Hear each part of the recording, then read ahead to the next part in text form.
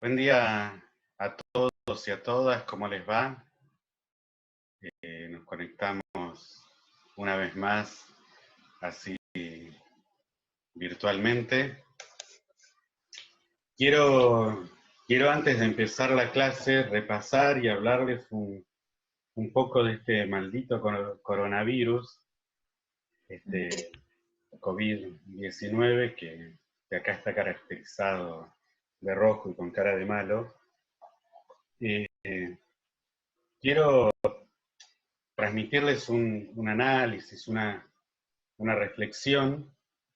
A mí en estos días eh, me venía, me venía dando vueltas en la cabeza eh, un poco la cuestión, todo esto de, bueno, se viene achatando la curva, estamos tratando de amortiguar el pico, eh, y por otro lado dice, bueno, en algunas noticias o en algunos países se subestima esto, y se ve que hay más casos de muerte. Digo, cuán genuino, cuán real es esto.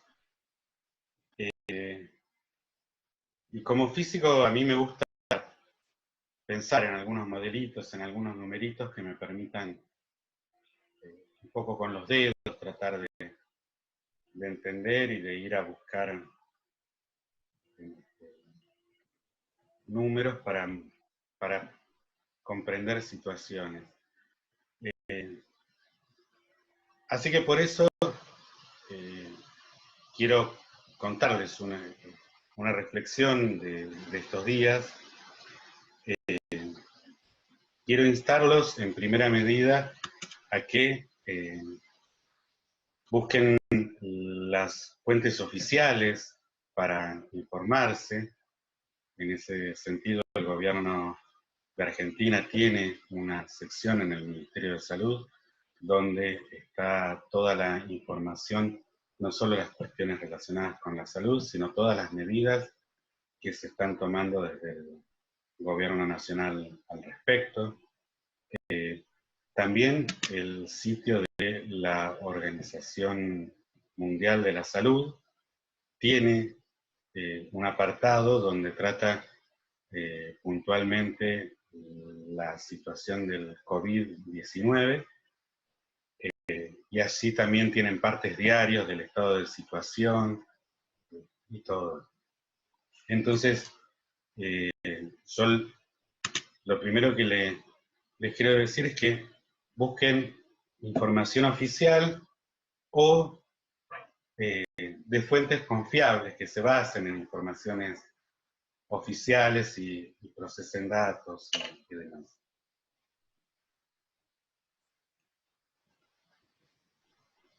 En ese sentido, hay un sitio que, que resume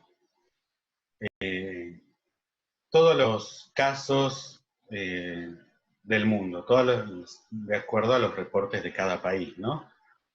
Pero resume toda la información del total de casos, de muertes, de pacientes recuperados, de cuántos tuvieron situaciones críticas y distintos análisis.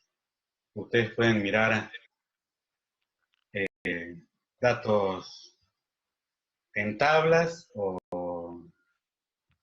lo pueden mirar en gráficos desagregados por continente, por país.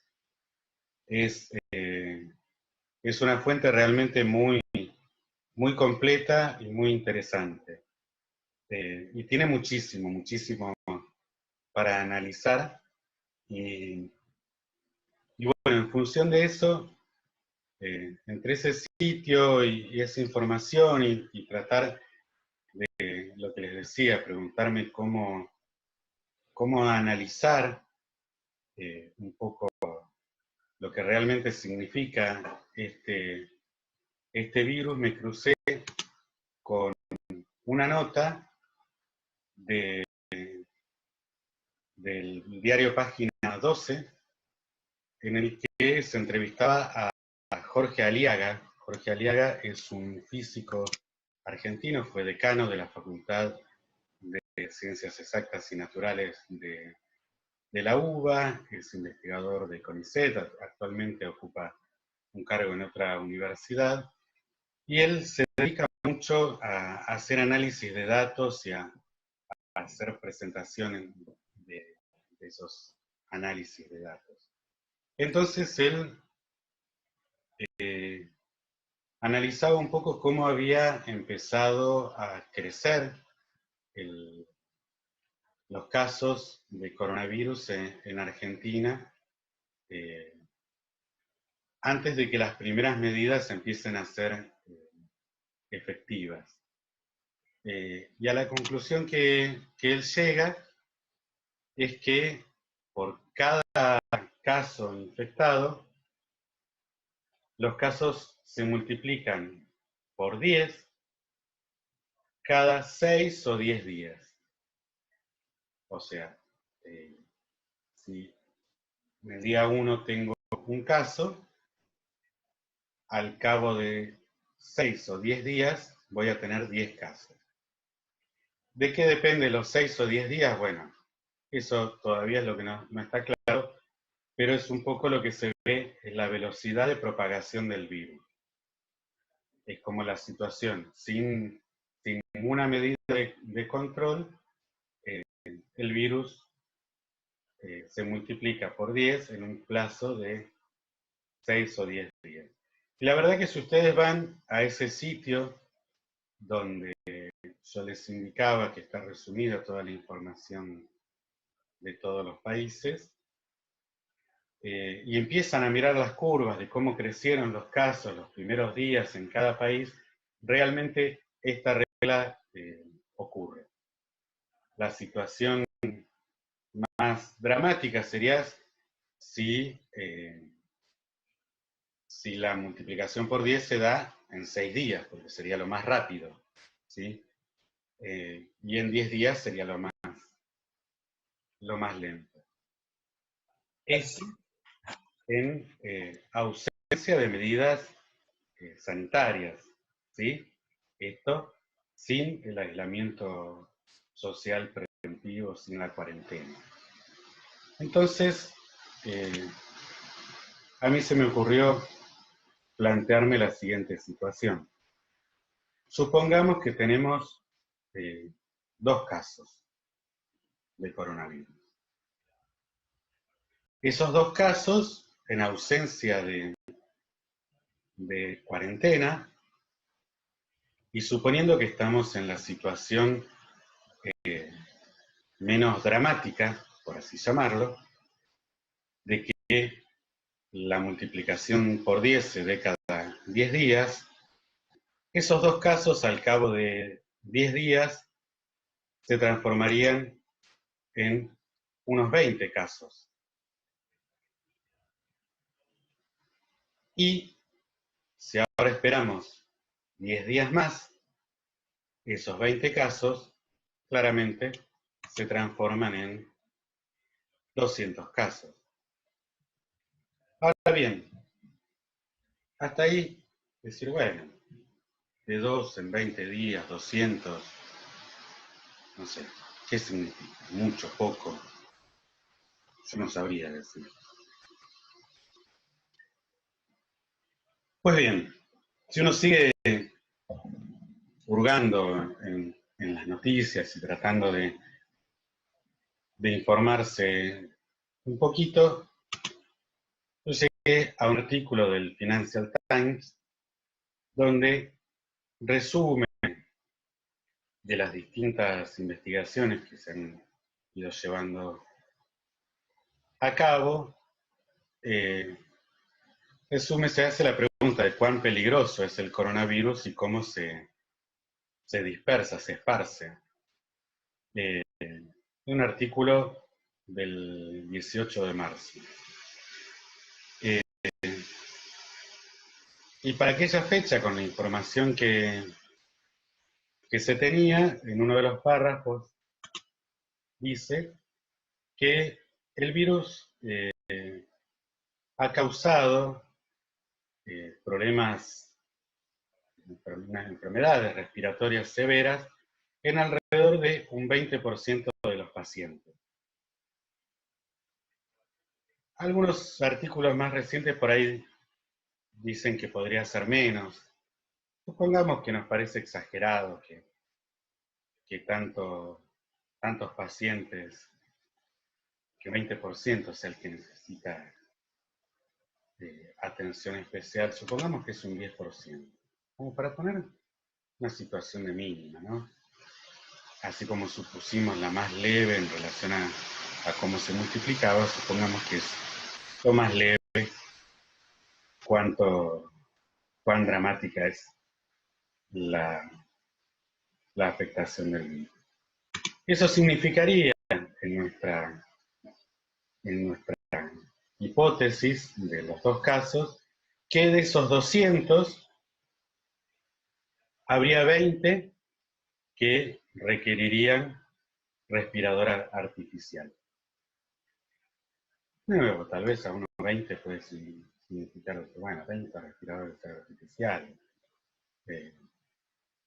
Claro, pero necesitamos contextualizar un poco esto. Entonces, para contextualizarlo, yo lo sitúo aquí en el partido de azul. En el partido de azul, el 25 de marzo a la medianoche, se anunciaron que ese 25 de marzo se habían detectado 2 casos positivos. Casos exóticos, personas venidas de afuera, de hasta el exterior, que eran portadoras, estaban infectadas con el coronavirus. Entonces, situándonos ahora en azul, fíjense qué hubiese pasado si no hubiésemos tenido estas medidas sanitarias, este aislamiento preventivo obligatorio. Hubiese pasado que tendríamos, si esto ocurrió el 25 de marzo, 10 días después será el 4 de abril, 10 días después es el 14 de abril, o sea, para mañana estimaríamos un número de 200 infectados de coronavirus en el distrito.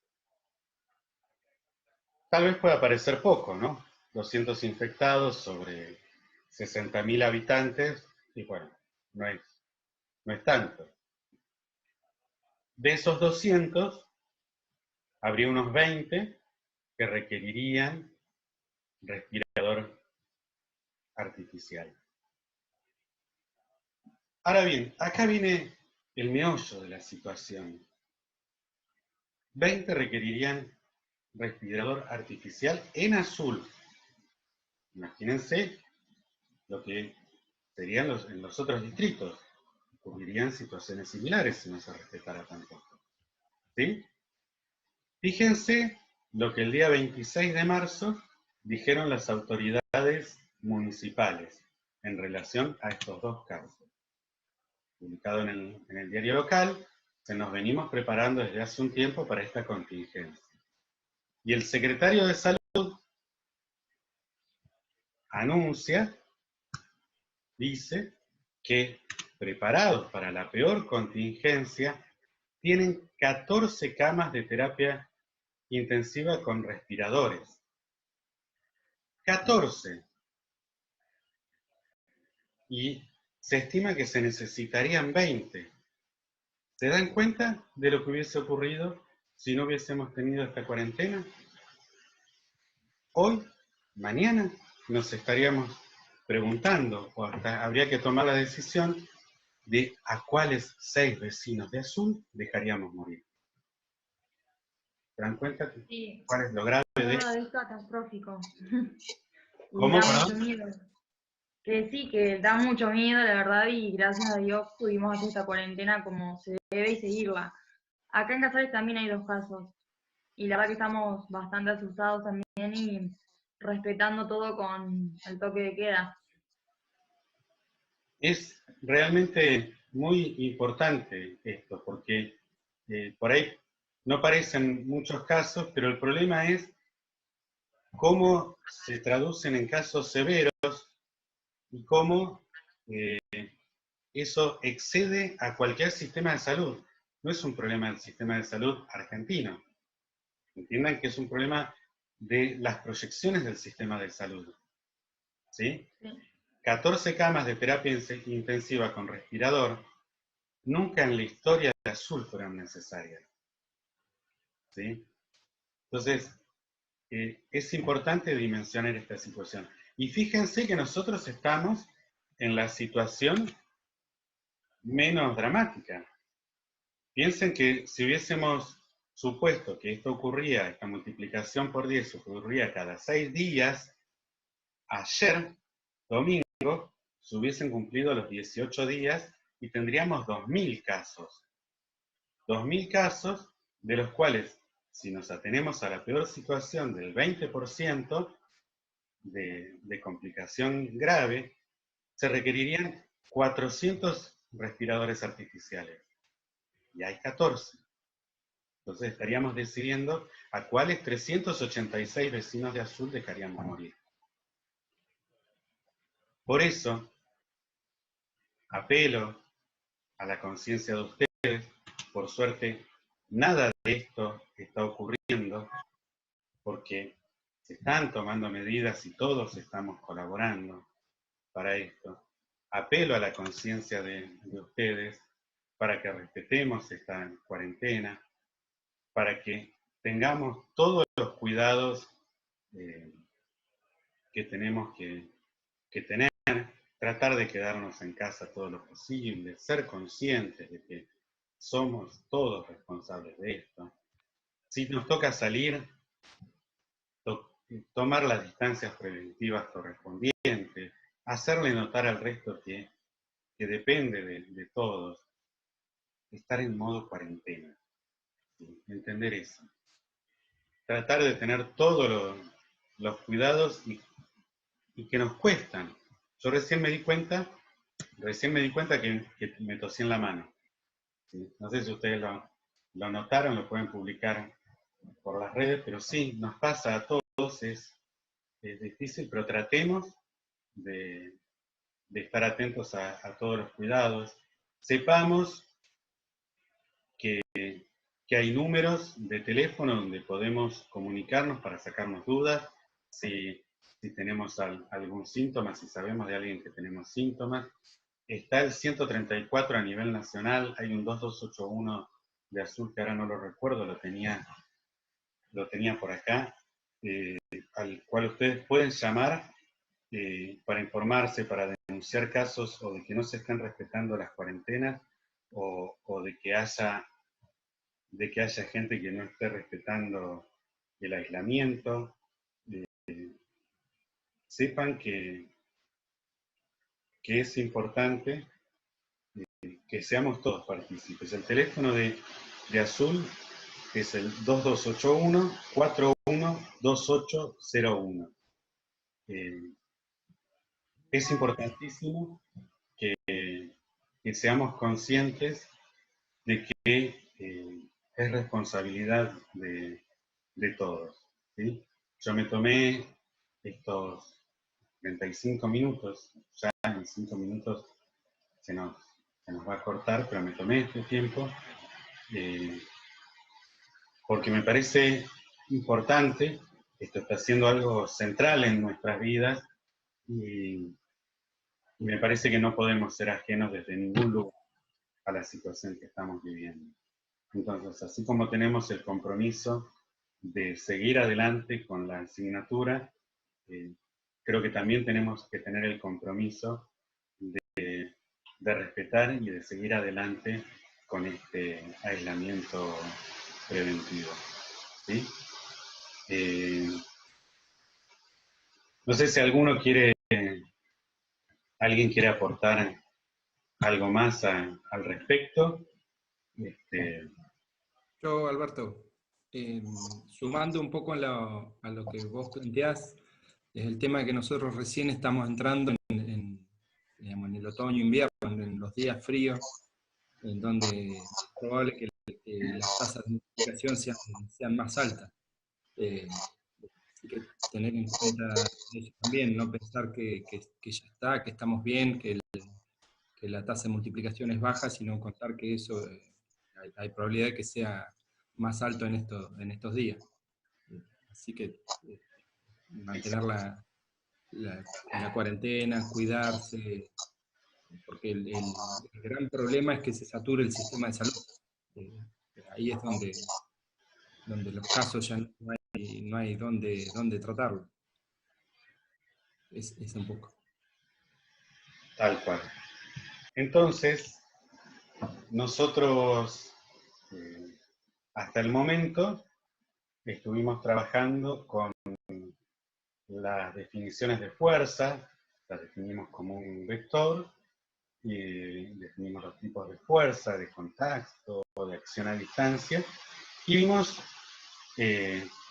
5 casos puntuales que son con los que en esta primera parte de la asignatura vamos a trabajar. Así que hasta el momento lo que hemos trabajado fueron con los vectores de fuerza, los cuales aprendimos a representarlos gráficamente, a sumarlos, a sacar una resultante. Vimos que la situación de equilibrio nos pedía entonces que la sumatoria de fuerzas fuese nula, y sobre eso fue sobre lo que estuvimos trabajando en la clase pasada. En lo que sigue, vamos a empezar a trabajar con, no solo nos va a importar el vector fuerza, sino que va a entrar en juego otro tipo de vector, que es el vector posición. ¿Sí? El vector posición es el vector que nos permite señalar dónde está posicionado, dónde está situado algunos objetos. Cuando uno dice dónde está la botellita de agua y dice ahí, lo señala, entonces de alguna manera implícitamente uno está utilizando un vector para posicionarlo. Esos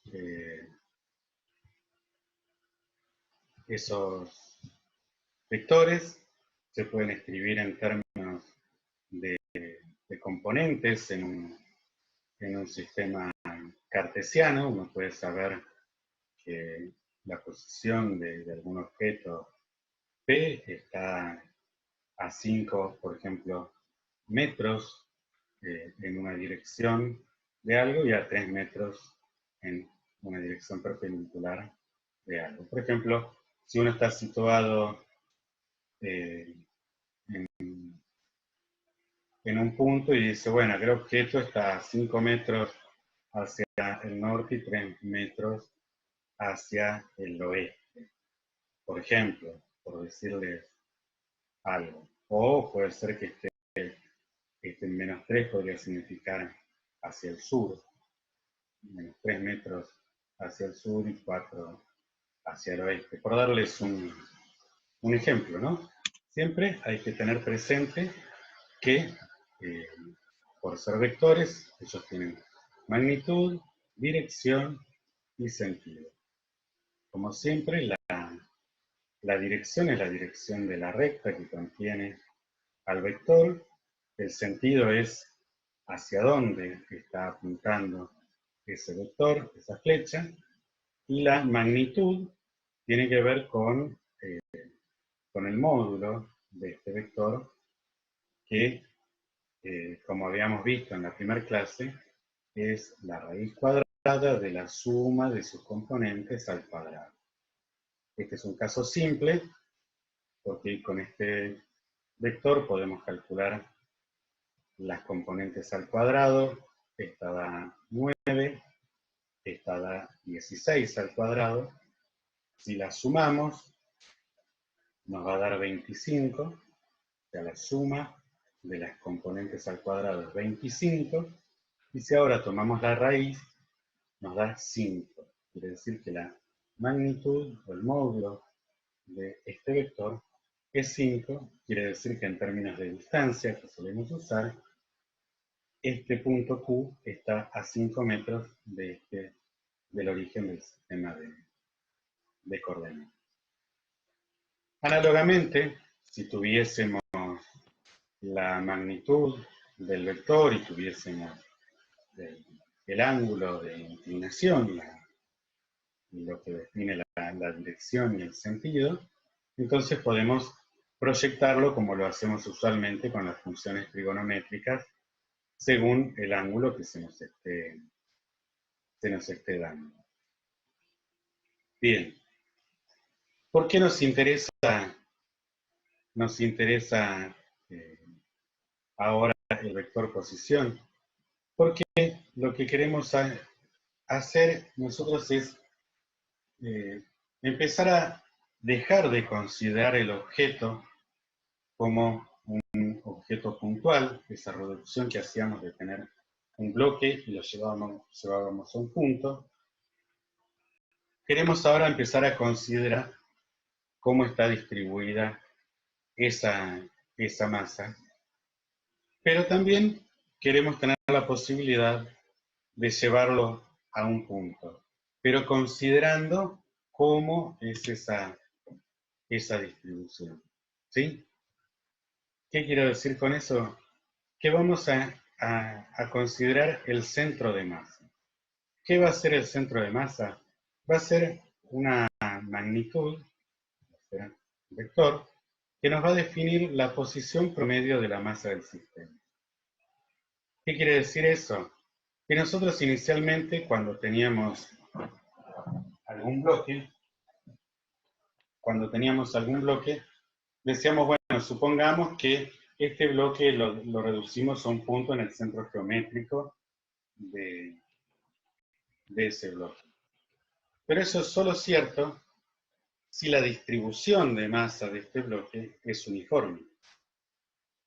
Si este bloque tuviese una parte más pesada en un costado que en el otro, entonces seguramente esta posición promedio de la masa no va a estar en el centro geométrico, sino que va a estar corrida hacia uno de los extremos.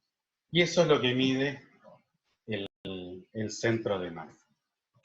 En términos matemáticos tiene una expresión que nos dice que si tenemos ahora masas puntuales, entonces tenemos que calcular este producto y esta suma. La masa 1 por la posición en X de la masa 1, más la masa 2 por la posición en X de la masa 2, y así con todas las masas que tengamos, dividido la sumatoria de todas esas masas.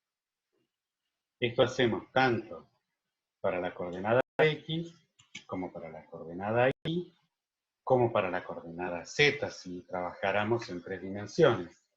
Nosotros en general nos vamos a reducir a casos de 2 dimensiones. Entonces esto nos va a definir la posición del sistema reducido a un punto, pero ya no considerando solo la geometría del objeto, sino su distribución de masa. Ahora vamos a hacer, en la próxima transparencia, vamos a dar un ejemplo. Ahora bien, existe otro concepto ligado al centro de masa, similar al centro de masa, que nosotros lo vamos a usar prácticamente como sinónimo. Y es el de centro de gravedad. ¿Qué es el centro de gravedad? Bueno, como dice ahí, es el punto donde puede considerarse concentrada toda la masa de un sistema y que allí actúe la fuerza pesa. Ustedes a priori me van a decir, pero cuál es la diferencia con el centro de masa. Y el centro de masa también de alguna manera me dice cuál es la posición promedio de la masa. Y entonces yo podría considerar como que tengo toda la masa en ese punto. Bueno, hay un detalle. La fuerza de gravedad, estrictamente, algo lo comentamos en la clase 2, estrictamente varía con la posición respecto de la superficie de la Tierra. A medida que nos alejamos, hay cada vez menos atracción gravitatoria, cada vez menos fuerza por la gravedad sentida. Entonces, si uno considera objetos muy altos, muy extendidos en el espacio, ellos van a estar sometidos a fuerzas gravitatorias distintas. Entonces allí el centro de masa y el centro de gravedad no van a ser iguales.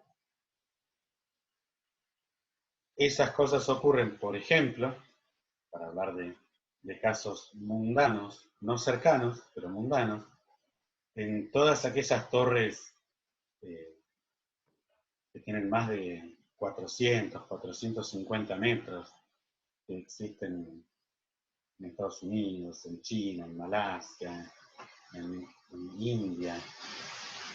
En todas esas torres se pueden hacer cálculos precisos y se ha demostrado que el centro de masa no coincide con el centro de gravedad. El centro de gravedad está un poco más abajo que el centro de masa. ¿Cuánto más abajo? 2 centímetros, 3 centímetros. 2 centímetros, 3 centímetros en 500 metros. Es muy poca la diferencia, pero existe. Para nosotros, que vamos a trabajar en la superficie de la Tierra, con objetos pequeños, con distribuciones de objetos pequeños, para nosotros hablar de centro de masa y centro de gravedad va a ser lo mismo.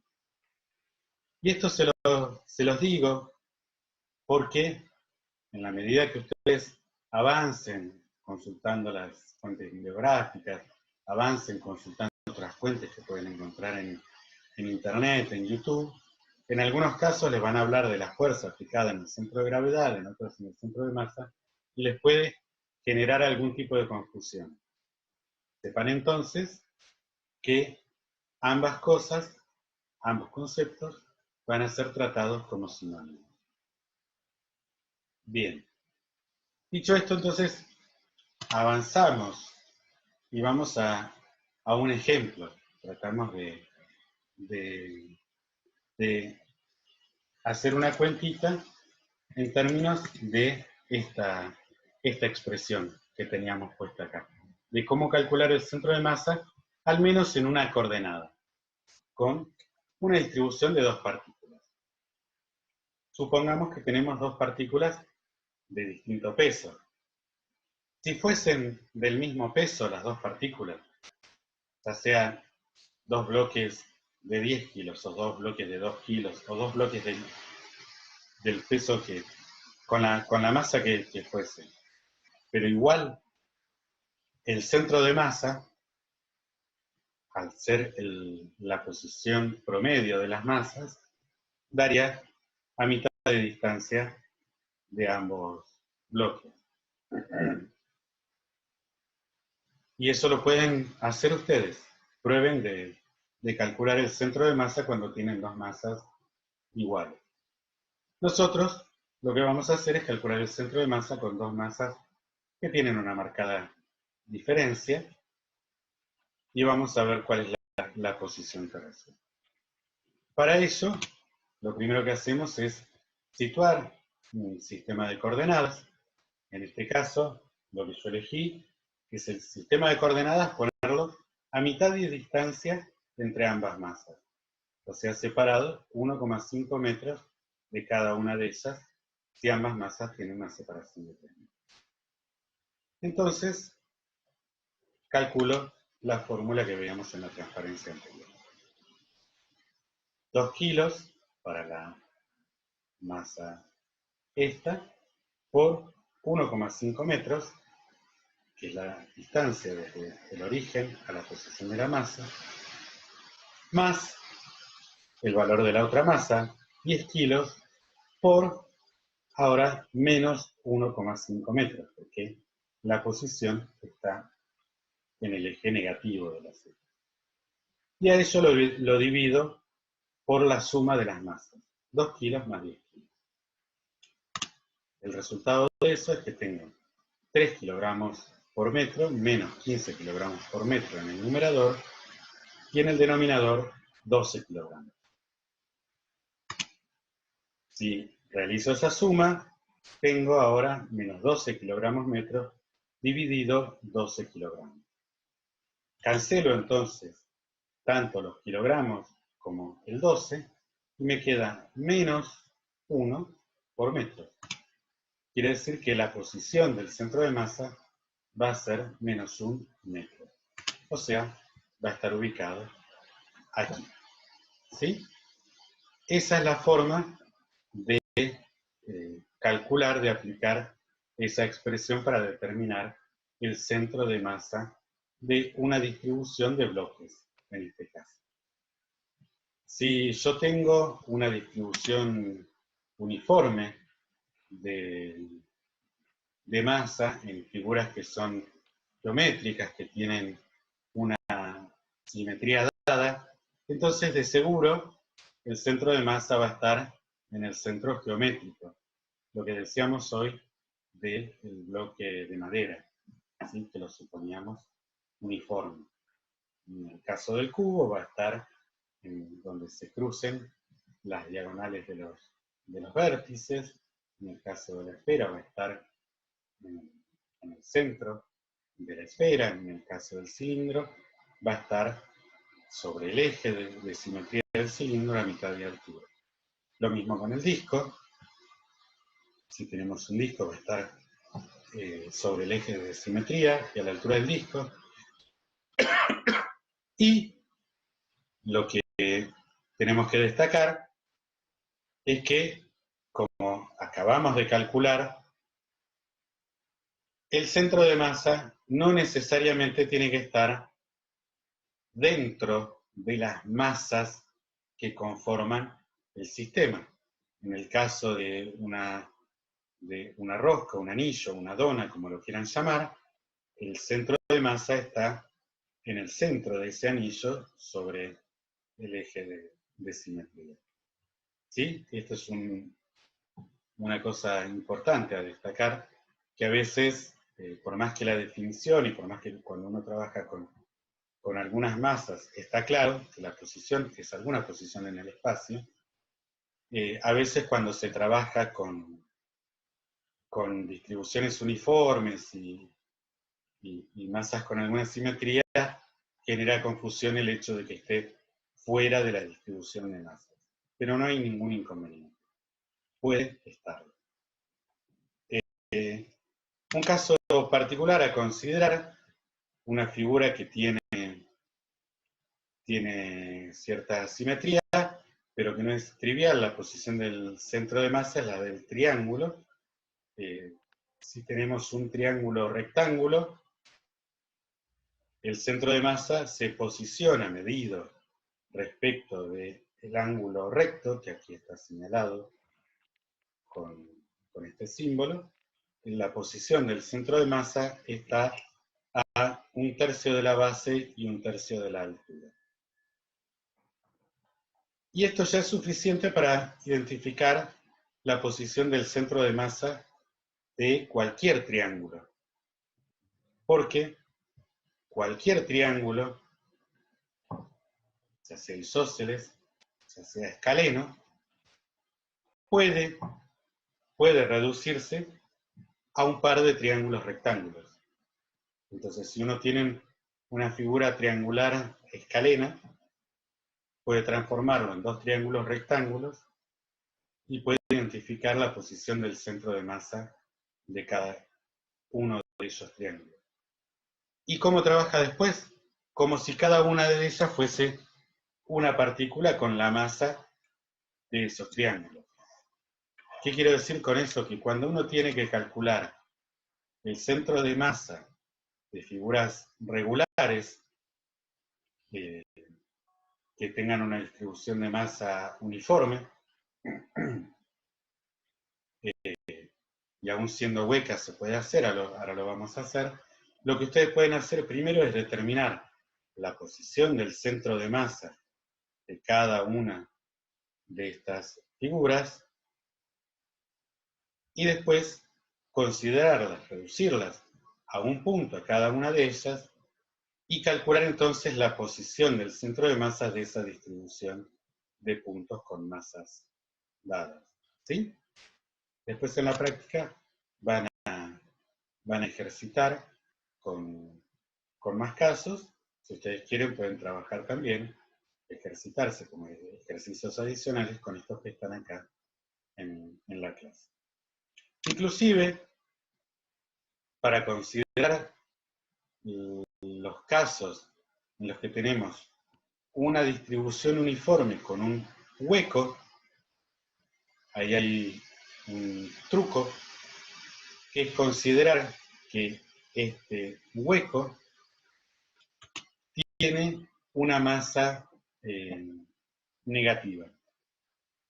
Es decir, si ustedes tienen una distribución uniforme de masa de este círculo, calculan cuál es la masa de todo este círculo, calculan cuál debería ser la masa de este pequeño círculo, y entonces ahora calculan la posición de los centros de masa como si tuviesen toda la masa de este círculo grande reducida a este punto, y toda la masa de este hueco reducida a este punto, y considerando que esa masa sea negativa. Y de esa forma pueden calcular entonces la posición del centro de masa de una figura hueca. Pues bien, ¿hacia dónde va apuntando todo esto? A que nosotros sepamos manejar lo que llamamos las fuerzas no concurrentes. ¿Qué quiere decir estas fuerzas no concurrentes? ¿Qué es considerar fuerzas no concurrentes? Hasta ahora nosotros supusimos que todas las fuerzas actuaban sobre un punto. Si bien nosotros identificábamos cuando hacíamos los dibujos sobre los bloques, que la normal actuaba en la interfaz de las superficies, el peso lo considerábamos en el centro geométrico del bloque, la tensión actuaba por ahí sobre una punta del bloque, sobre un extremo del bloque. Después todas esas fuerzas las llevábamos a un diagrama de cuerpo libre y suponíamos que todas actuaban sobre el mismo punto y las poníamos todas en el origen de nuestro sistema de coordenadas. Suponíamos que todas las fuerzas eran concurrentes.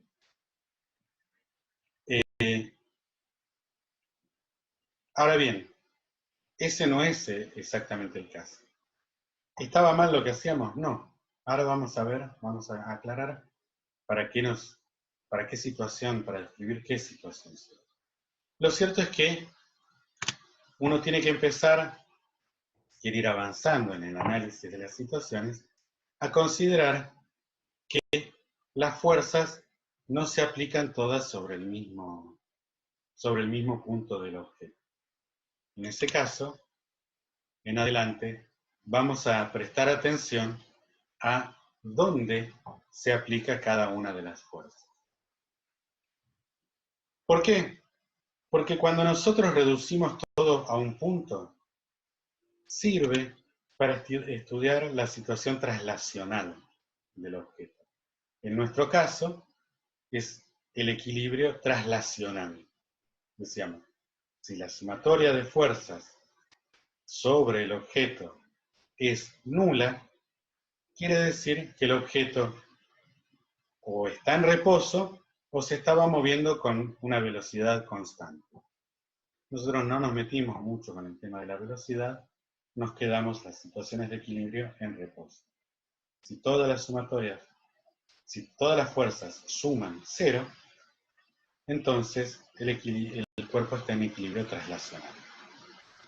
Ahora bien, las fuerzas pueden sumar 0, pero, como se ejemplifica acá, estar aplicadas en puntos distintos. Y eso va a dar cuenta de la rotación del objeto. Nosotros en particular, como en toda esta asignatura tratamos situaciones de equilibrio, nos vamos a centrar en las situaciones de equilibrio rotacional también. Pero vamos a ir empezando a hablar de qué quiere decir que estas fuerzas puedan causar la rotación de algo. ¿Sí? Claramente, si ustedes tienen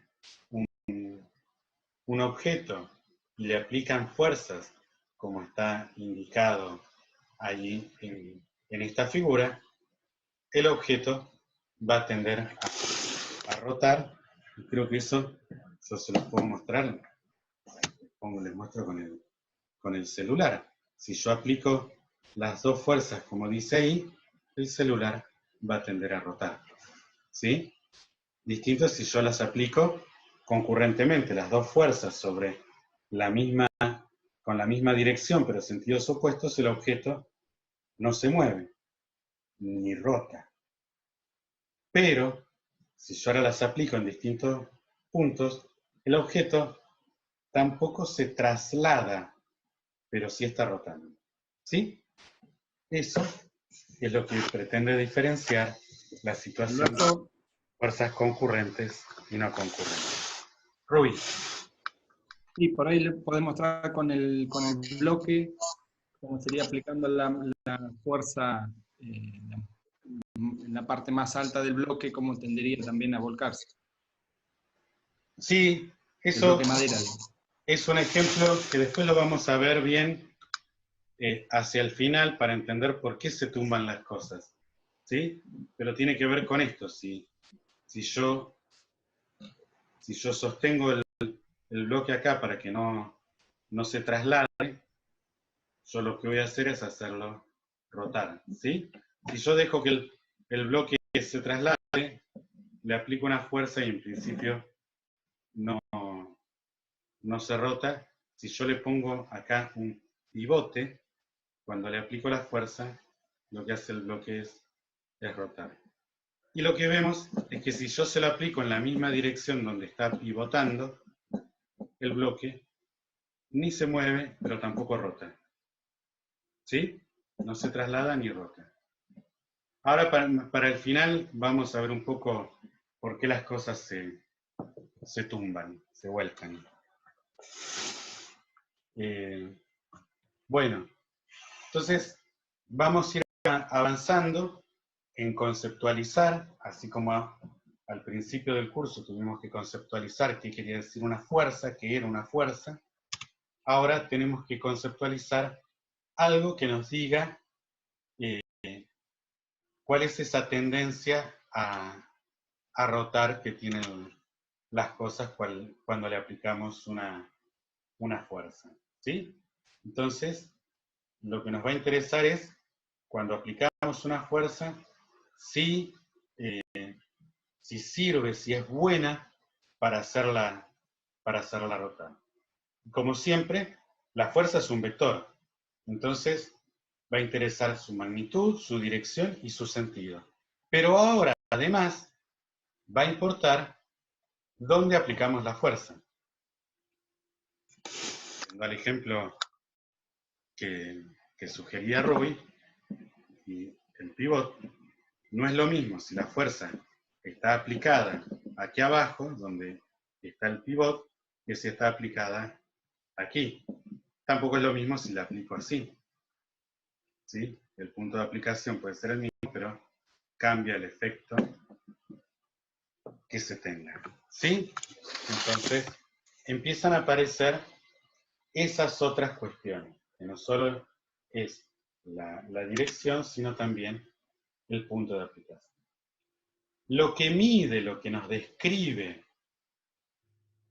esa tendencia de una fuerza a hacer rotar un cuerpo, es lo que llamamos torque.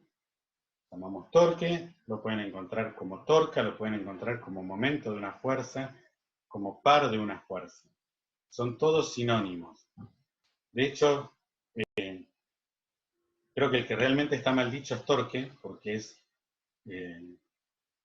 como se dice en inglés. Pero por alguna razón, en la física se usa mucho el torque. Pero van a ver que en los libros o en algunos videos, otras fuentes que puedan consultar, pueden hablar de par, de una fuerza, de momento, de una fuerza, de torca, y están todos hablando de lo mismo. ¿Sí? Lo que es importante tener en cuenta que este ingrediente nuevo que entra en juego, que es la posición del punto de aplicación de la fuerza, es importante, y es importante alrededor de qué punto se calcula el torque también. O sea, no solo importa, siendo al ejemplo, de nuevo, gracias Rui por el bloque, no solo importa dónde se está aplicando la fuerza, sino también importa respecto de qué punto estamos viendo que se rota. ¿Sí? Porque no es lo mismo si yo ahora mido desde acá y tengo la fuerza acá, ¿sí? No es lo mismo, porque el bloque podría desplazarse, o tiene alguna libertad para rotar o desplazarse, ¿sí? Entonces, importa mucho respecto de qué punto yo voy a calcular esa fuerza. Entonces, acá nos podemos plantear un caso. Como siempre, mucho de esto está sacado de la bibliografía del curso, entonces anímense, vayan al libro porque va a ser un buen complemento, o sea, de ahí están basadas las clases. Entonces nos podemos plantear una situación como esta, que es el ejemplo del libro, en el que dice, supongamos que tenemos tres fuerzas de igual magnitud, ¿cuál tiene mayor probabilidad de aflojar el tornillo apretado? El tornillo apretado lo está simulando acá con este hexágono. Entonces, cuando uno aplica una fuerza, con esta llave, tiene distintas opciones para aplicarla. La puede aplicar cerca de donde está la cabeza de la llave, la puede aplicar más en el extremo, perpendicularmente, la puede aplicar en la dirección de la llave. Creo que un poco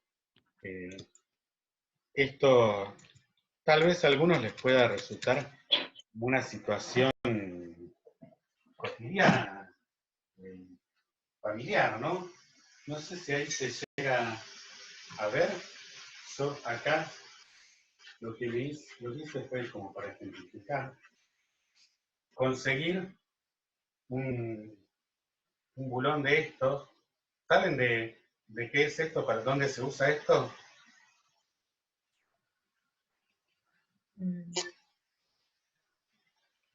¿Brenda? No sé. ¿No? Ah, parecido. ¿Nadie sabe? Esto se usa en los durmientes de las vías del tren. Vieron que las vías son dos rieles metálicos y debajo de ellos, no me acuerdo si metro y medio, va lo que se llama durmiente, que es una madera muy, muy robusta, hoy día se usan de hormigón, y entonces los rieles se sujetan a esas maderas con estos tornillos.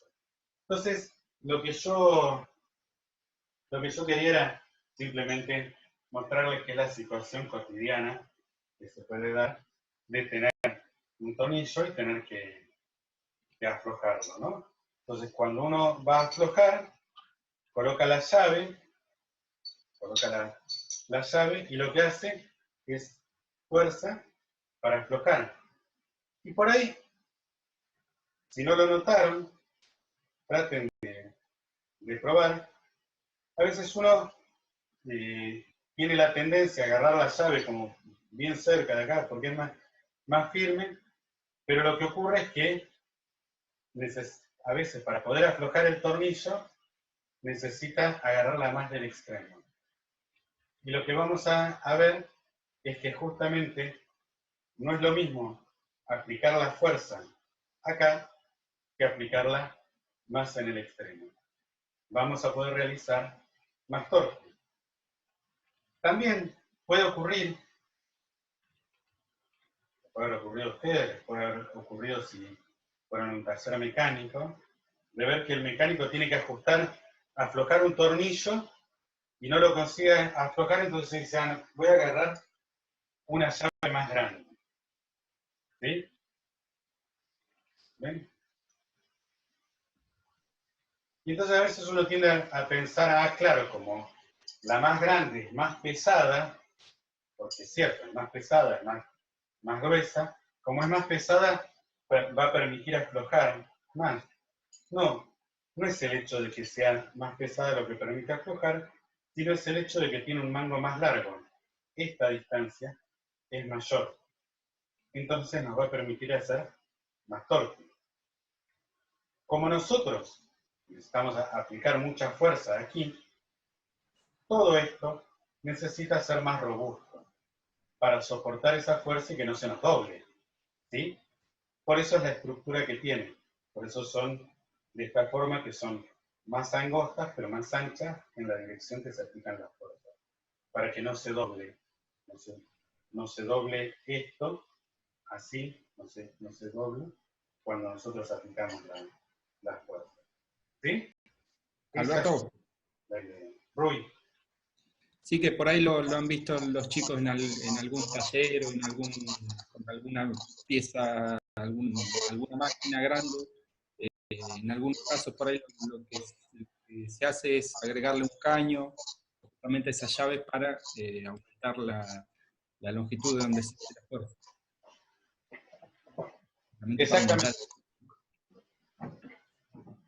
Exactamente. Eso es lo que a veces se hace. De hecho, ahora vamos a ver un ejemplo que plantea esa situación. Me río porque hay algunas cosas parecen como preparadas, me voy adelantando. Digamos, pero no, lo cierto es que no. La verdad que nos ha cambiado un poco la dinámica, y yo termino de preparar las clases medio el fin de semana y en general no llegamos a comunicarnos con Rui, pero sí, de alguna manera, como ven, vamos pensando en la misma dirección, y la idea es tratar de ejemplificar con situaciones que nos resultan cotidianas. No sé si a ustedes les ha pasado de ir a algún baño de alguna casa o en la cocina de alguna casa, y que tienen esas canillas donde para abrir y cerrar son casi redondas, apenas tienen una marquita de alguna moldurita para girar. Y no sé si han notado que por ahí es como re difícil, sobre todo si tenés la mano media mojada. Es como que cuesta un montón. Ahora, si en otra canilla tienen la forma en cruz, por ejemplo, claramente es mucho más fácil abrir y cerrar esas canillas, porque ustedes pueden aplicar la fuerza, la pueden aplicar en un punto donde se hace más efectivo, ¿sí? Así que esos son algunos de los ejemplos que les quería hacer notar. Habíamos cerrado con el ejemplo de las fuerzas, de cómo aplicábamos la fuerza para desenroscar un tornillo. Comentábamos entonces lo que intuitivamente siempre hemos trabajado, que es aplicar la fuerza lo más lejos posible del eje de rotación para hacerla más efectiva. Es lo que va a tener que ver justamente con este torque. De hecho, algo que también claramente sabemos es que si aplicamos una fuerza en la dirección de la llave apuntando hacia el eje de rotación, claramente no conseguimos desatornillar el tornillo. Entonces vemos que no solo importa la magnitud de la fuerza, sino la dirección en la que esté aplicada y la posición en la que está aplicada respecto, como siempre, de un eje de rotación dado. ¿Sí? El resultado de todo esto es que el torque también va a resultar ser un vector. ¿Sí? El torque va a tener una magnitud, una dirección y un sentido. En nuestro caso, solo vamos a considerar rotaciones que estén en un plano, y entonces el resultado de ello va a ser que el vector torque va a tener una dirección que va a ser perpendicular al plano. No nos vamos a meter en la matemática de esto porque excede al curso, pero sí es importante saber que es un vector y que como vector va a tener una dirección perpendicular al plano de rotación. ¿A qué llamamos plano de rotación? Volvemos al ejemplo entonces del bloque. Y si nosotros tenemos ese punto O, lo ponemos un pivot al bloque y aplicamos una fuerza para que esto rote, el plano de rotación va a ser el plano de esta cara del bloque. ¿Sí? Al rotar así, va a haber un torque que va a tener una magnitud que va a ser perpendicular a este plano. ¿Sí? Ahora vamos a ver, en breve, cómo definir el sentido de ese torque. Entonces lo que quiere decir es eso. Para nosotros rotar en un plano va a ser esto. O sea, no vamos a considerar una rotación que rota en un eje y en otro simultáneamente. Solo van a rotar sobre un eje. Entonces, rotamos en un plano. Y perpendicular a ese plano va a estar el vector del torque. Por el momento no. Bien. Y al ser un vector, como todos los vectores, se pueden sumar. Entonces va a haber un torque total que va a ser el resultado de la suma de todos los torques ejercidos por cada una de las fuerzas. ¿Sí? Así como consideramos la fuerza neta, la fuerza total, la suma de las fuerzas, vamos a considerar el torque neto o el torque total. Una forma de saber hacia dónde apunta el torque es utilizando los dedos de la mano derecha en la dirección vector R, que es el que señala el punto de aplicación de la fuerza, y girar los dedos en la dirección del vector F, en el sentido, no solo en la dirección, sino en el sentido del vector F. Entonces, el pulgar va a apuntar, estirado, va a apuntar en la dirección y sentido del vector torque. ¿Qué quiere decir eso? Por ejemplo, si nosotros tenemos el caso del tornillo y queremos aflojar el tornillo, entonces,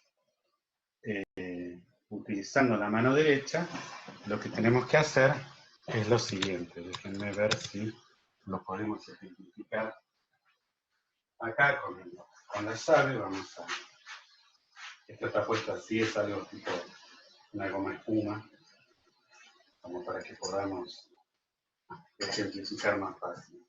Supongamos que tenemos entonces la llave aquí y que nosotros queremos, como dice ahí, desenroscar el tornillo. ¿Sí? Si queremos desenroscar el tornillo, ahí yo tengo que aplicar una fuerza en este extremo. La fuerza la tengo que aplicar hacia allá, como yendo hacia ustedes. ¿Sí? Acá me tengo que cruzar y aplicar con la mano izquierda. Lo que yo voy a hacer es esto. ¿Sí? Así que la fuerza está aplicada hacia ustedes. Yo posiciono los dedos de la mano derecha, la derecha de este lado, fíjense siempre, no la del otro. La mano derecha. Posiciono mis dedos en la dirección que apunta hacia donde está aplicada la fuerza y giro los dedos en la dirección de la fuerza. La fuerza está aplicada hacia allá, hacia ustedes, así que giro mis dedos hacia ustedes y entonces el pulgar indica la dirección del vector torque. En este caso entonces el torque apunta hacia arriba. Si yo ahora voy a aplicar la fuerza al revés, si yo ahora quiero ajustar el tornillo,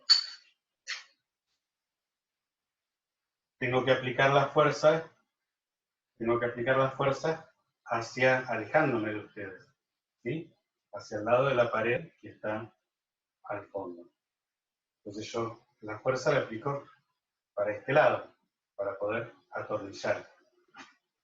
Entonces para hacer esto, de nuevo, para saber hacia dónde apunta el torque, yo tengo que posicionar la mano derecha. Voy a soltar la llave. El año pasado quedé 3 días en cama después de hacer esto. Vamos a ver cómo me sale. Igual les puedo seguir dando clases desde casa ahora, así que no se preocupen, no zafan del curso.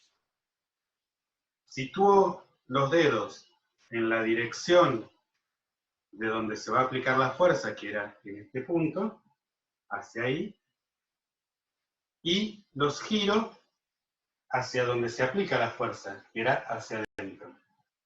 Cuando los giro, la mano me indica hacia donde va el torque. ¿Bien? Eso es lo que se está explicando en esta figura. Los dos casos de cuando uno aplica una fuerza para ajustar o desajustar un tornillo. Si nos vamos de nuevo al ejemplo del bloque, yo aplico la fuerza aquí, esto gira así, entonces fíjense que yo para aplicar esto tendría que situar los dedos apuntando en la dirección en la que se aplica la fuerza. Y ahora rotar en la dirección de la fuerza, que es hacia allá, Y si roto hacia allá, lo que me indica es que el torque apunta hacia adelante, hacia ustedes, en este caso. ¿Sí? Bueno, es un poco de práctica. Hay otra forma de definir hacia dónde apunta, porque de alguna manera uno tiene que además asignarle un signo, como pone siempre un sistema cartesiano, y dice, bueno, el que va hacia arriba es el positivo y el que apunta hacia abajo es el negativo, ¿no? Están en la misma dirección, pero uno es positivo y el otro es negativo. Otra regla tiene que ver con si la rotación es horaria o antihoraria, en el sentido de cómo rotan las agujas del reloj. Pero como últimamente todos usan relojes digitales, muchos no saben qué quiere decir eso, de cómo rotan las agujas de un reloj, porque nunca vieron un reloj de agujas. Entonces por eso me pareció que esta era una forma alternativa y siempre vigente, porque todos han visto una mano derecha. Entonces creo que esa es la ventaja que tiene este método respecto del otro, ¿sí? Pero son los dos igualmente válidos, ¿sí? Las rotaciones antihorarias serían las que son positivas, que apuntan hacia arriba. Las horarias, como es el caso que tenemos aquí, son las rotaciones negativas y apuntan hacia abajo. Cualquiera de los dos métodos sirve para determinar la dirección, el sentido del vector torque. Bien, vamos entonces ahora, ya lo hemos definido cualitativamente, hemos visto que depende de la distancia, depende de cómo aplique la fuerza, depende de la dirección de esa fuerza, de cuál es la magnitud. Bueno, ahora hay que reunir todas esas cuestiones para cuantificar el torque. Es decir, ¿cuál es la magnitud de un torque si yo tengo una situación dada?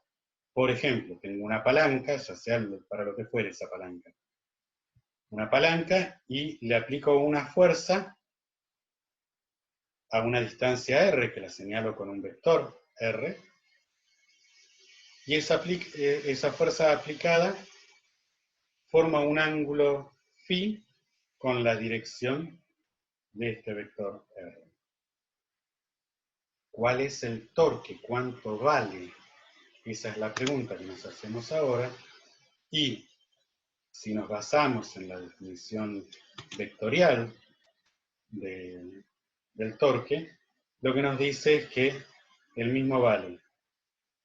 Se calcula como el módulo del vector que señala desde el punto que yo quiero calcular el torque, señala el punto de aplicación de la fuerza, el módulo de ese vector, por el módulo de la fuerza aplicada, por el seno del ángulo entre ellos dos. Fíjense que uno a primera vista puede ver que si yo no cambio la distancia del punto de aplicación de la fuerza, si yo no cambio la magnitud de la fuerza, pero sí cambio el ángulo, el torque me cambia. De hecho, si yo aplico la fuerza en la misma dirección que el vector R, el ángulo φ va a ser 0 y por lo tanto el torque va a ser nulo, que es un poco lo que hoy veíamos con el ejemplo de la llave. Nosotros lo veíamos aplicando una fuerza hacia el tornillo, esto sería como una fuerza en la dirección contraria del tornillo, lo único que consigo es sacar la llave de su lugar y ponerla en la mano, pero no lo voy a desatornillar. Eso es un poco lo que nos está diciendo. Otras interpretaciones de esto. Bueno, también podemos pensar en lo que se llama el brazo de palanca. ¿Qué es el brazo de palanca? Es proyectar la línea, la recta que contiene la fuerza, hasta que pasemos por la situación en la que podemos trazar una recta perpendicular entre el punto respecto del cual yo estoy midiendo el torque y la proyección de esa recta, la continuación de esa recta. Esa distancia, que es cuando se da que ambos segmentos son perpendiculares, esa distancia se le conoce como brazo de palanca. Y ese brazo de palanca, si ustedes se fijan, la forma de calcularlo es considerando que de este triángulo rectángulo que se forma aquí, este ángulo es igual a este por ser opuestos por el vértice. Entonces, considerando el ángulo φ ahora en este rectángulo, teniendo en cuenta que en este triángulo, perdón, teniendo en cuenta que esta hipotenusa tiene un módulo R, entonces la longitud de este brazo de palanca va a ser R por el seno de φ. Entonces, de la misma manera, resulta que al torque lo podemos calcular como el brazo de palanca por F, que en definitiva termina siendo R por F por el seno de φ. Es la misma, obviamente, es la misma magnitud, pero razonada, definida desde otro punto de vista, desde una cuestión operativa de cuánto es el torque que yo puedo hacer considerando esa misma fuerza, pero ahora aplicada con un ángulo perpendicular. ¿Sí?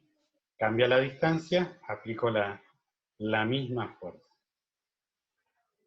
Finalmente, hay otro punto de vista, que es descomponer esta fuerza en una componente que esté en la misma dirección del vector R, una componente radial se le llama, y otra componente que esté en la dirección tangencial al vector R. Fíjense ahora que si uno considera cuál es el torque que genera cada una de esas componentes, lo que vemos es que la componente radial no produce torque, porque el ángulo entre la componente radial y la componente y el vector R es cero. Así que esta componente radial no genera torque. ¿Qué lo sabíamos? Aplicar una fuerza en la misma dirección en la que yo estoy señalando el punto de aplicación y que contiene al punto de rotación, al eje de rotación, no genera torque. Por otro lado, la fuerza, la componente tangencial, sí genera un torque, y ese torque, pensándolo en términos del brazo de palanca, fíjense que yo ahora tengo que esta componente tangencial es perpendicular a la dirección del vector R, lo calcularía como el módulo de R por la componente tangencial, que no es más ni menos que F por el seno de φ. O sea que, en términos de la definición anterior, tengo una definición práctica que me dice que el torque es R por la componente tangencial de la fuerza, que nuevamente termina siendo R por el seno de φ por F, que es igual a las otras definiciones. Claramente, la magnitud de un torque es una sola, pero de acá vemos que hay distintas formas de llegar a esa magnitud, distintas formas de razonar, distintas formas de calcular ese torque. ¿Por qué uno le comenta esta forma? porque todas son válidas y dependiendo del problema, a uno le va a convenir aplicar una u otra definición, o dependiendo de lo que uno visualice de un problema, le va a resultar más cómodo aplicar una u otra definición. Todas son válidas, todas. En definitiva, son el módulo del vector que señala la aplicación, el punto de aplicación de la fuerza, por el módulo de la fuerza o por el seno del ángulo.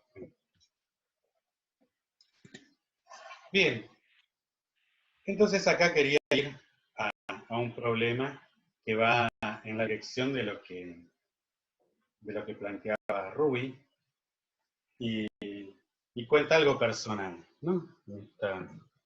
En estas épocas de cuarentena uno se pone a hacer de todo en su casa y yo quería hacer de plomero.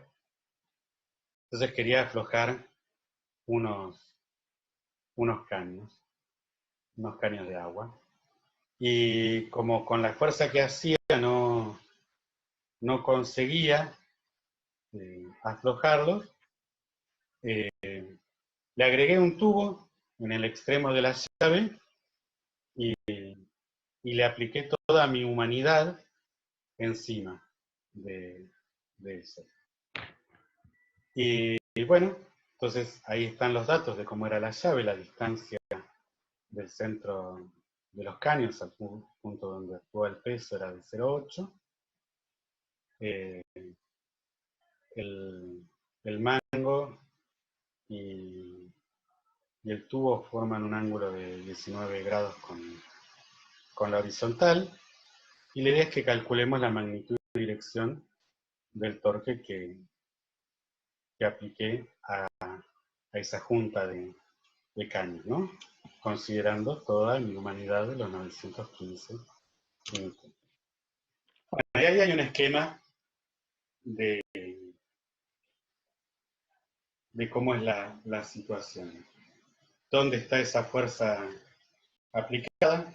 Acá dice 920, no. Yo puse 915 acá, la figurita de 900. La distancia entre el punto de aplicación de la fuerza y el eje de rotación, y acá nos da un ángulo entre el vector que señala el punto de aplicación de la fuerza y la horizontal.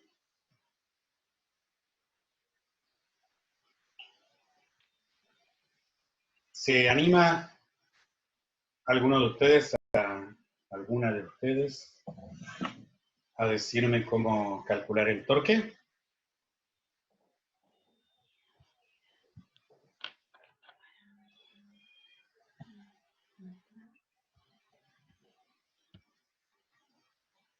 ¿No?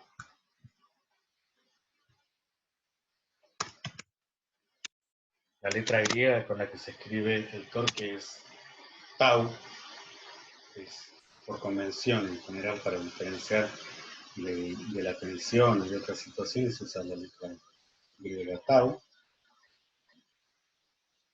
Y bueno, yendo a la definición anterior, a mí se me ocurre que podemos usar el brazo de palanca, usar esta distancia proyectada con la dirección de la fuerza y formar un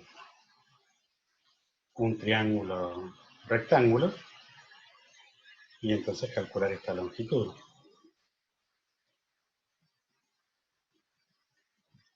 A ver, yo les voy a trazar una recta para que vean a lo que me refiero.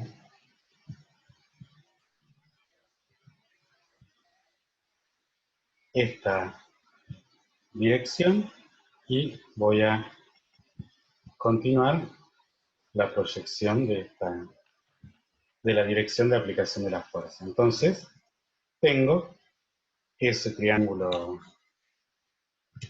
rectángulo que me dejara girarlo, correrlo, lo podría poner así, medido desde el centro desde el centro del caño hacia el punto de aplicación de la fuerza.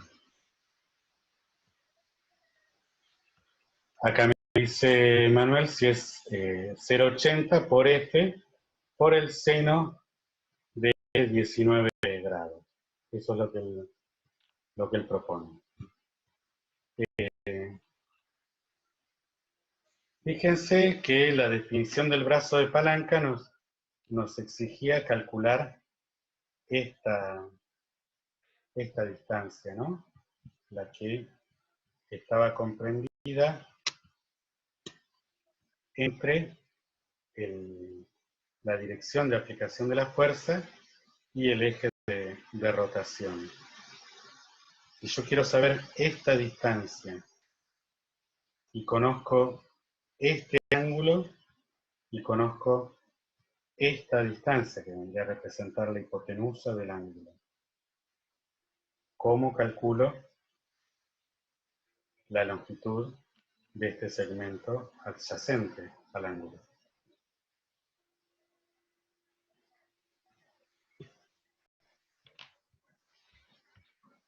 Manuel proponía con el seno.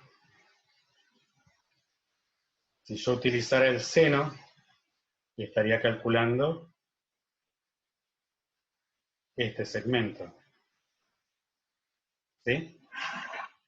Por eso les decía, les doy todas las formas que ustedes tienen para razonar el torque y ustedes adapten en función de los datos que tienen y de la que les resulte más cómodo aplicar. La que resulta más cómodo aplicar es la del brazo de palanca, la de esta longitud, ¿no? La habíamos llamado L, a esta longitud. La podemos poner con otra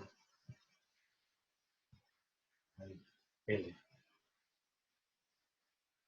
Le podemos poner en mayúscula para que se note mejor. La habíamos llamado L.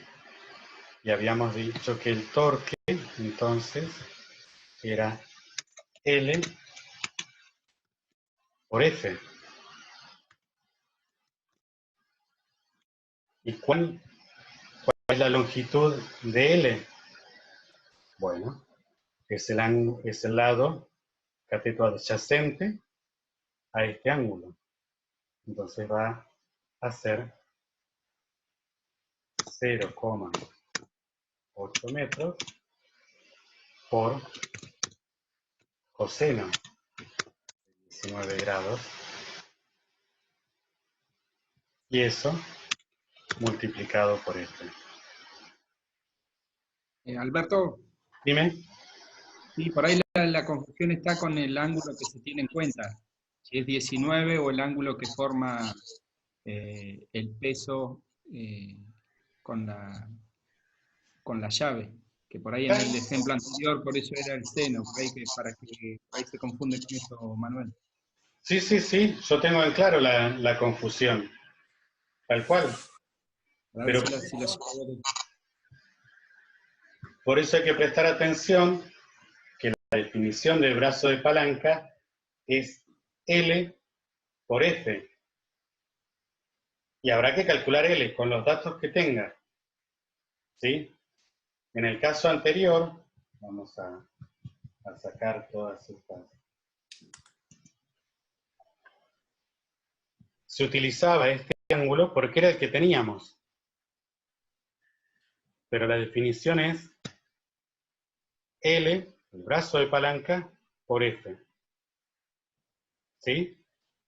Eso es lo que hay que tener en cuenta. Sí, ahora el ángulo que tenemos, por señalarlo ahí en el... Vendría a ser este. Tenemos el complemento. Claro. ¿Sí? Entonces, se nos cambia seno por coseno. Esa es la situación. Eso es lo que diferencia un cálculo del otro. Ahora podemos pensar también en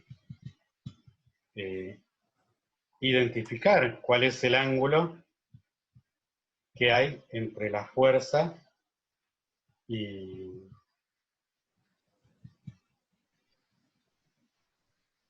el vector que señala el punto de aplicación de la fuerza. Esperen que me dejó a pata esto. Ahí. Ahí aparece. Ahí está.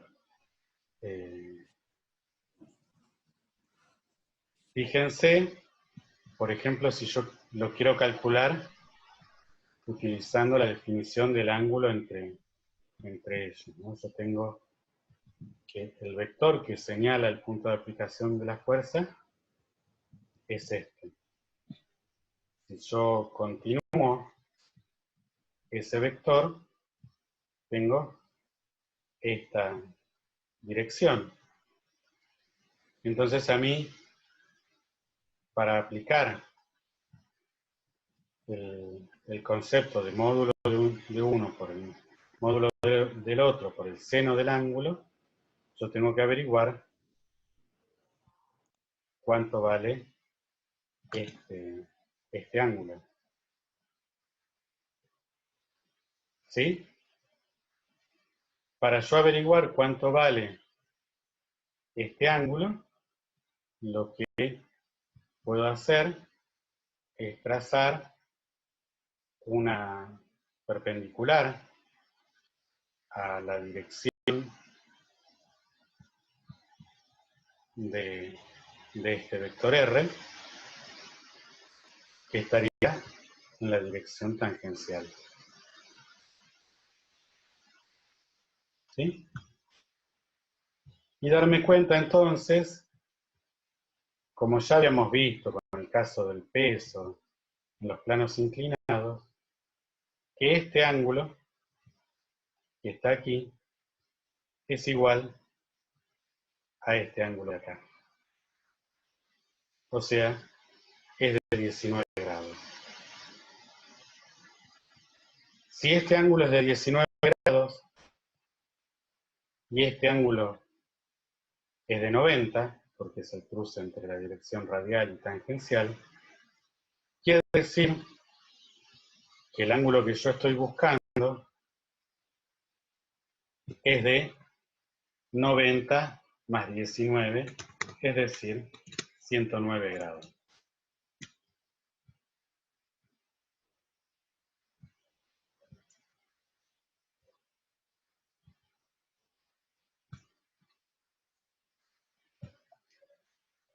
Y ese sí es el ángulo que yo puedo usar para calcularlo por definición. Cuando digo por definición es en el sentido del módulo de uno por el módulo del otro por el ángulo entre ellos. Entonces yo puedo escribir tau igual a R por F por el seno de phi.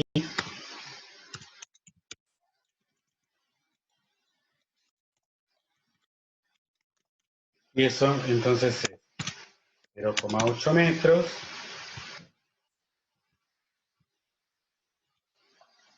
por la fuerza por el seno de 109 grados.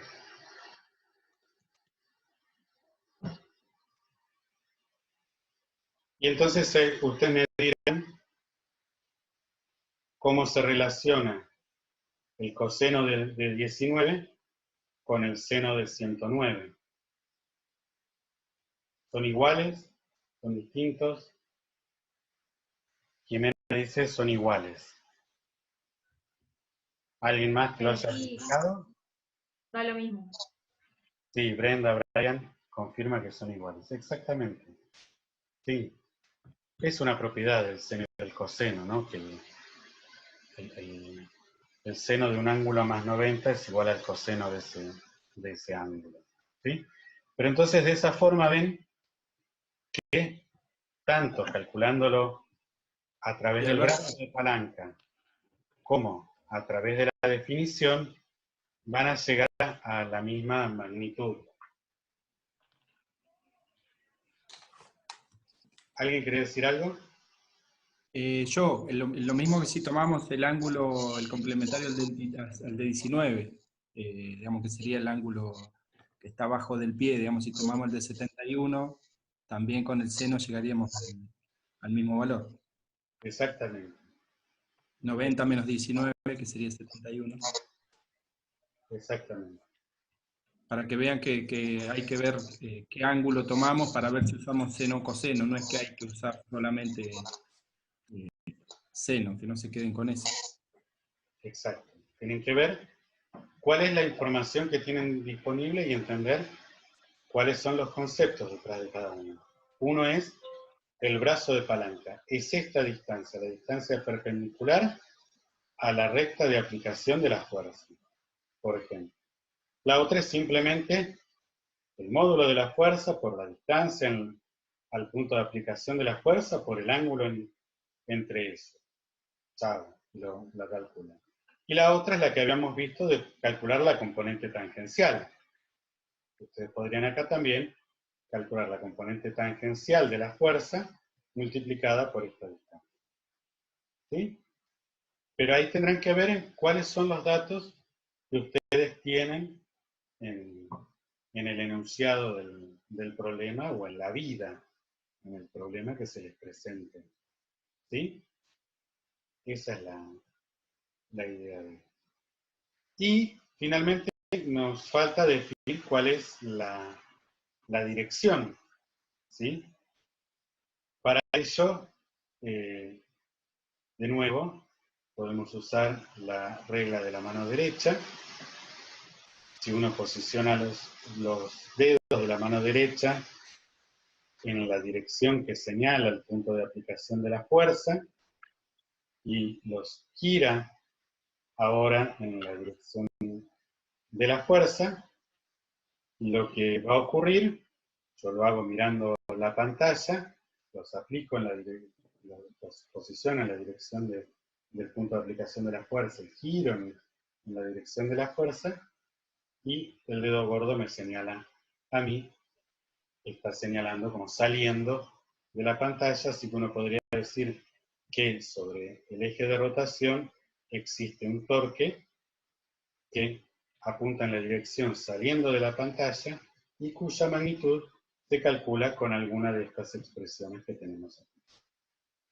Para cerrar, así pasamos a algunos minutitos de consulta, al menos que al final hoy se hizo muy larga esta clase, pero tenía mucha intensidad de lo que había para contar.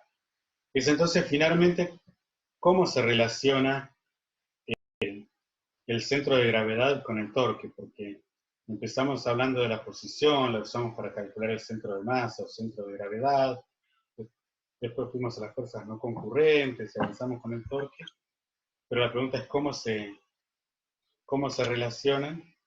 Bueno, y para ello lo que tenemos que pensar es que si nosotros tenemos algún elemento dado, algún objeto que tenga un volumen, sobre cada porción de él, cada pequeña porción que nosotros podamos separar de él, va a estar actuando la fuerza de gravedad. ¿Sí? Si lo dividiéramos en pequeñas masas, la fuerza de gravedad va a estar actuando sobre esa pequeña base y vamos a tener el peso de cada una de esas masas. ¿Para qué nos sirve el centro de gravedad? Es para decir que es como si toda esta masa la concentráramos en algún punto, que no necesariamente tiene que ser el geométrico, como vimos, porque depende de cómo es la distribución de masas, ahí es donde entra en juego el centro de masa, y sobre ese punto podemos considerar que está aplicado el peso. Pero entonces, ¿qué pasa si nosotros ahora sujetamos ese objeto respecto de algún punto que no está en la dirección en la cual actúa la fuerza peso? Lo que va a pasar entonces es que el objeto va a rotar. Una forma de verlo es cómo rota este bloque si yo lo sostengo desde aquí y lo suelto, lo que hace es que rota. ¿Y hasta dónde rota? Hasta que se posiciona de manera tal que el centro de masa quede por debajo del pivote. ¿Sí? Ahí lo ejemplifica con una taza en el libro, pero básicamente lo que dice es, si yo tomo un objeto y lo hago rotar respecto de un punto, y ven acá lo estoy sosteniendo, y si yo pudiese hacer un agujero y lo dejaría rotar, se posicionaría así. Lo cierto es que básicamente ahora lo estoy sosteniendo solamente. Entonces, si yo trazara una línea, esa línea contendría al centro de masa del objeto. Si yo ahora lo agarro de otro lado y lo dejo rotar, también va a rotar de manera tal de que el centro de masa se posicione por debajo del punto del eje de rotación. Entonces, si yo tenía una línea que contenía el centro de masa y ahora trazo otra línea que también contiene el centro de masa, donde se crucen esas dos líneas, es donde va a estar el centro de masa, el centro de gravedad de nuestro objeto. ¿Sí? Pueden ver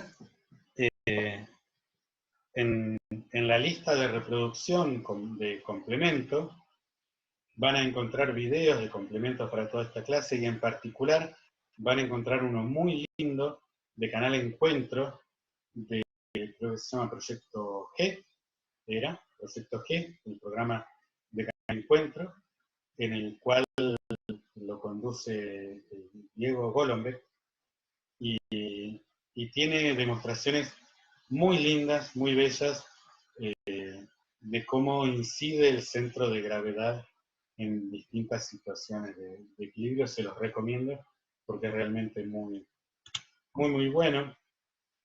Nosotros, Alberto, dime. yo me estoy acordando que las figuras planas que teníamos las tengo yo, así que para la clase de consulta las traigo y por ahí mostramos un poco Sí, sí. más de las preguntas. Me las quedé yo, ahora que me estoy acordando. Buenísimo. Yo creía que estaban guardadas en el armario de la facultad, por eso ni las mencioné. Buenísimo si las tenés vos entonces, porque va a permitir... No las tengo ahora acá, pero para el miércoles las traigo, hoy me estaba acordando. Bien, buenísimo. Bueno, entonces, listo, agendado para el miércoles esa demostración que tiene que ver justamente con eso, con cómo determinar el centro de masa. Y ahora para cerrar, les quería comentar algo del libro y mostrarle un poco con unos ejemplos esto de cómo incide el centro de gravedad en la estabilidad de las cosas. Acá pone el ejemplo de un auto con distintas inclinaciones y qué pasa si el centro de gravedad está contenido, el efecto, si el centro de gravedad y la acción de la fuerza, peso, está contenida dentro del apoyo de las ruedas, y qué pasa si está por fuera.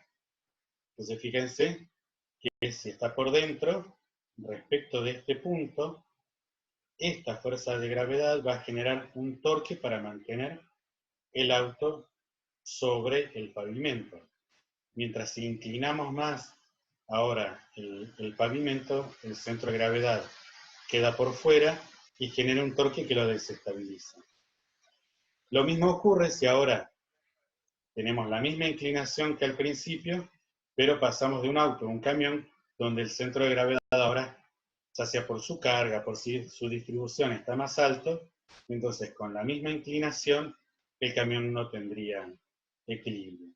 Entonces, como para cerrar esta clase, les quería mostrar unos ejemplos con el plano inclinado que tenemos acá, ejemplificando, por ejemplo, con el bloque. Yo al plano inclinado acá le puse una hoja de lija para que no deslicen las cosas que yo voy a poner y podamos ver el efecto de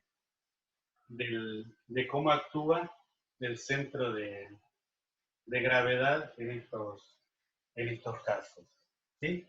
Fíjense que si yo empiezo a levantar este plano inclinado, va a llegar un momento en el cual este bloque se va a tumbar. ¿Se vio? Existe un ángulo a partir del cual este bloque se tumba. Ahí. Ahí, yo aumento, bajo, aumento, se tumba. Quiere decir que aquí el centro de gravedad ya quedó por fuera del punto de soporte, que sería la base de este bloque. Fíjense que si yo ahora pongo el bloque así, en el lado más angosto, el ángulo para el cual se empieza a tumbar es menor, porque al ser más angosto, el centro de gravedad queda antes de la acción de la fuerza, del peso, queda antes por fuera del punto de rotación. ¿Sí? Fíjense que acá así se tumba, y si yo lo giro, no se tumba. Lo mismo lo pueden ver, yo acá lo que hice fue tomar un recipiente de jabón líquido, lo llené completamente de agua para no tener problemas. Ahí tiene una pequeña burbuja, pero para que no se me mueva, digamos, el centro de masa, porque el agua va a quedar siempre horizontal, ¿no? Cuando se inclina. Fíjense que lo mismo, hay un ángulo a partir del cual ya pierde estabilidad, y como tiene más bien una base rectangular, se tumba primero a una altura del otro. Finalmente, tengo acá un recipiente que es cilíndrico, ¿sí? Que también lo llené de agua para que tenga todo el peso uniforme. Y notamos entonces que existe un ángulo para el cual se empieza a tumbar y que no importa ahora, se me escapó, y yo ahora lo roto, ahí llegó a la situación de equilibrio, ajusto el ángulo, no importa si yo ahora lo roto, no se tumba porque al ser cilíndrico tiene siempre la misma base para soportar la aplicación de la fuerza-peso sobre su centro de gravedad. Entonces esto era un poco lo que les quería contar. Como les dije, ya está en línea la lista de reproducción con videos de complementos, y en la práctica van a poder trabajar a partir del ejercicio 24 y hasta el ejercicio 31 inclusive. Bien, con eso concluimos la clase de hoy, la parte de los temas nuevos que introducíamos. Cuando haya que queda claro que las consultas del miércoles, del viernes, o la consulta que quieran hacer en estos días, no tiene que ser estrictamente de lo que vimos en esta clase, ¿sí? Ustedes pueden consultar todo lo que hemos visto en el curso, no importa. Listo. ¿Sí? Si van a consultar el problema 21, del 30 o del 2, no importa. Pueden consultar de lo que quieran, ya sean en las consultas que hacemos por Zoom o en las consultas que quieran hacer por email, no hay problema. Si las clases van marcando un ritmo, sí hay un cronograma, y ese cronograma considera que para el 4 de mayo está previsto el parcial. ¿Verdad? ¿Qué ocurre para ese entonces? Pero la idea es llegar para ese entonces. Queda una clase más por delante, y después el resto del tiempo es para ejercitar. Pero por ahí aclararles también que las consultas por mail las hagan en cualquier momento, que tanto vos como yo las contestamos en cuanto podemos, cualquier día, cualquier horario, que no esperen a la clase de consulta de miércoles o viernes. En cualquier momento que la hagan, nosotros, tanto vos como yo, las respondemos en cuanto podemos, lo antes posible. Exacto. Y no solo nos escriben para hacer alguna consulta específica, sino para cualquier situación que quieran atender, cualquier necesidad que tengan de esta asignatura, de otra, cualquier cosa que la facultad pueda atender, alguna necesidad de ustedes, la facultad va a estar. Así que por favor comuníquense, si prefieren nos avisan y nos comunicamos, ya hablamos por teléfono, lo que sea. Estamos para lo que necesiten, no solo para lo específico de la asignatura, para lo cual estamos, y nos pueden escribir en cualquier momento, sino para cualquier otra situación que surja. Tanto de ustedes como para cualquier compañero, cualquier colega que ustedes tengan, cualquier situación que sepan, por favor, háganosla saber. Estamos viviendo una situación de excepción, una situación difícil, entonces por favor mantengámonos comunicados, ¿sí?